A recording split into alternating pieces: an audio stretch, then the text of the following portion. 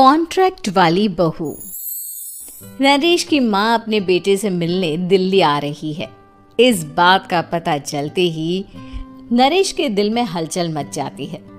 नरेश अपनी माँ के स्वागत की तैयारी में लग जाता है। साथ ही उसे डर भी सताने लगता है कि उसकी माँ कहीं अपनी पुरानी जिद पर फिर से बैठ ना जाए। हे भगवान, इस बार बचा लो। अगले साल पक्का माँ की जिद पूरी कर दूंगा। तभी दरवाजे की घंटी बजती है। नरेश दरवाज़ा खोलता है तो सामने अपने मकान मालिक को देखकर हैरान हो जाता है, क्योंकि उनके साथ एक सुंदर सी लड़की भी थी। अब नमस्ते अंकल, कुछ काम था, मुझे बुला लेते। आपने क्यों कष्ट किया? अरे नहीं नहीं, इसमें कष्ट कैसा। मैं तो बस तुम्हें रीना से मिलवाने आया था। आज से रीना तुम्हारे साथ इसी फ्लैट में रहेगी। अंकल, कोई लड़का फ्लैटमेट नहीं है? एक अनजान लड़की के साथ रहना मेरे लिए थोड़ा अजीब होगा।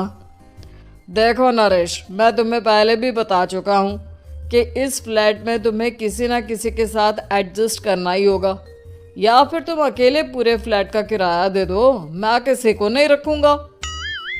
नरेश अपने मकान मालिक की बात सुन के रीना के साथ रहने के लिए तैयार हो जाता है, पर अंदर ही अंदर उसे ये बात खाने लगती है कि वो अपनी माँ को क्या जवाब देगा जब उसकी माँ रीना के बारे में उसे पूछेगी। दिन बीतने लगते हैं। नरेश और रीना अच्छे दोस्त भी बन जाते हैं, पर अभी भी नरेश अपनी प्रॉब्लम का सॉल्यूशन नहीं ढूंढ पाता। एक दिन नरेश बहुत परेशान सा बैठा होता है। तभी रीना उसे पूछती है, क्या हुआ नरेश, तुम काफ़ी परेशान लग रहे हो, सब ठीक तो है ना? हाँ, सब ठीक है, बस एक छोटी सी प्रॉब्लम है। वो एक्चुअली 2 दिन बाद मेरी माँ मुझसे मिलने आ रही है। अरे, तो इसमें प्रॉब्लम क्या है? ये तो खुशी की बात है। हाँ रीना, बट मेरी माँ एक जिद लेकर बैठ गई है कि मैं शादी कर लूँ, पर मैं अभी इस चीज़ के लिए तैयार नहीं हूँ। ऊपर से जब वो तुम्हें देखेगी तो 100 सवाल करेगी, क्या जवाब दूंगा?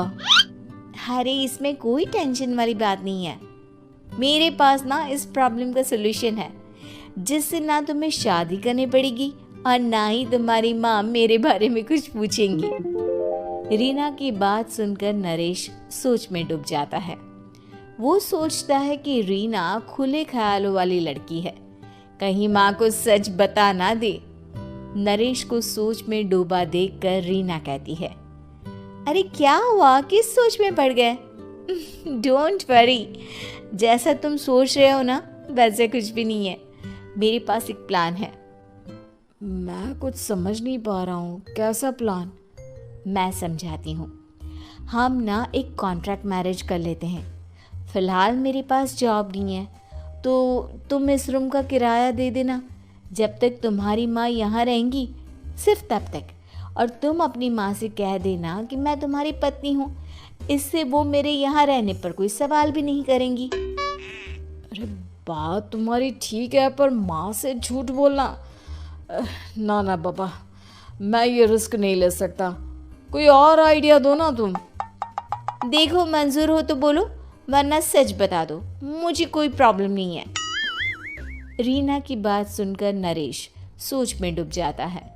बहुत सोचने के बाद जब उसे कोई रास्ता नहीं मिलता तो वो रीना के बताए हुए रास्ते पर चलने के लिए तैयार हो जाता है।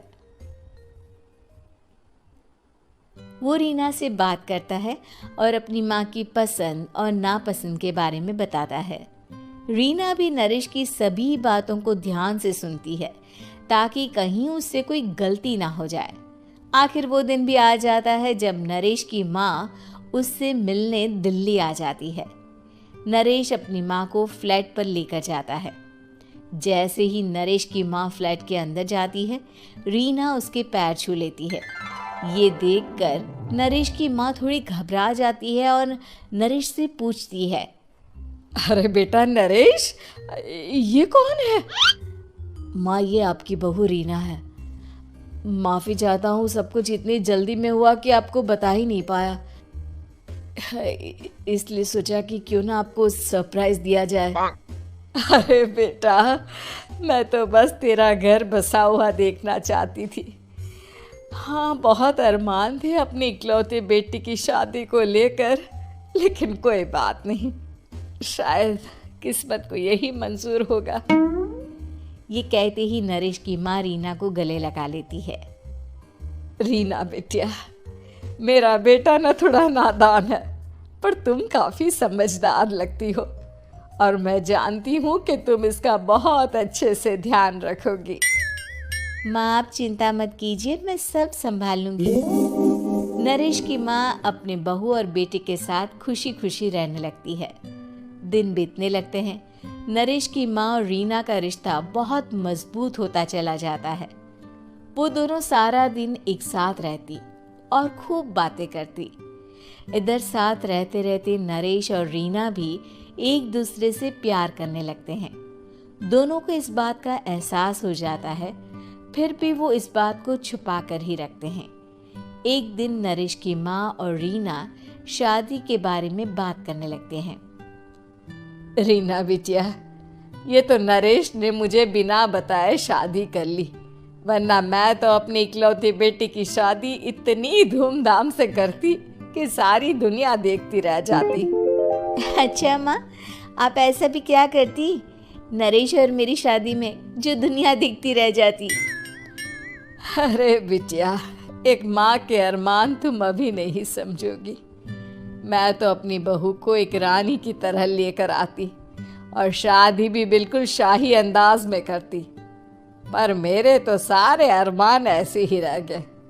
खैर, मुझे तो अपने बेटे और बहू की खुशी चाहिए बस। ये कहते हुए नरेश की माँ की आंखों में आंसू आ जाते हैं। रीना भी ये सुनकर ख्यालों में खो जाती है, क्योंकि वो भी मन ही मन खुद को नरेश की पत्नी और उसकी माँ की बहू मानने लगी थी।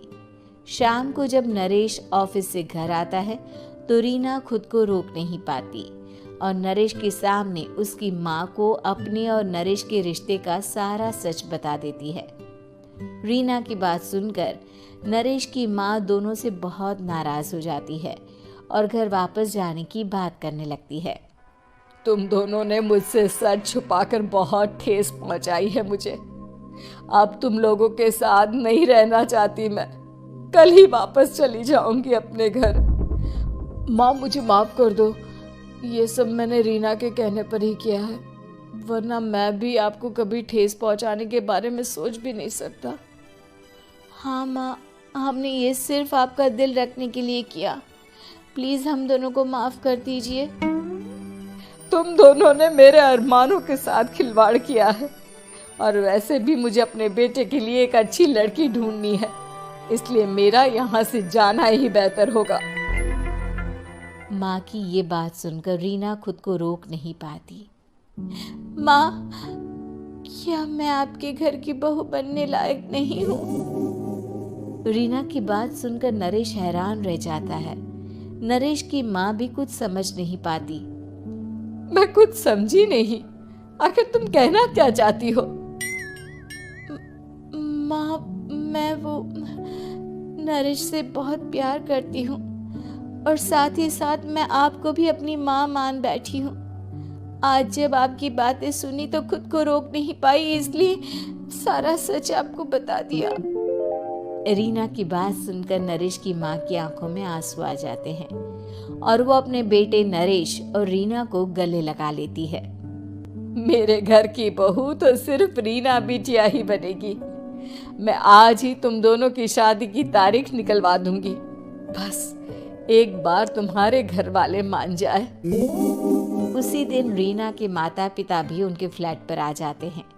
दोनों परिवार आपस में बैठकर बातें करते हैं और शादी के लिए राजी हो जाते हैं। रीना भी कॉन्ट्रैक्ट फाड़ देती है और कहती है, सही मायने में मैं अब बहू बनूंगी, अब तक तो सिर्फ कॉन्ट्रैक्ट वाली बहू थी।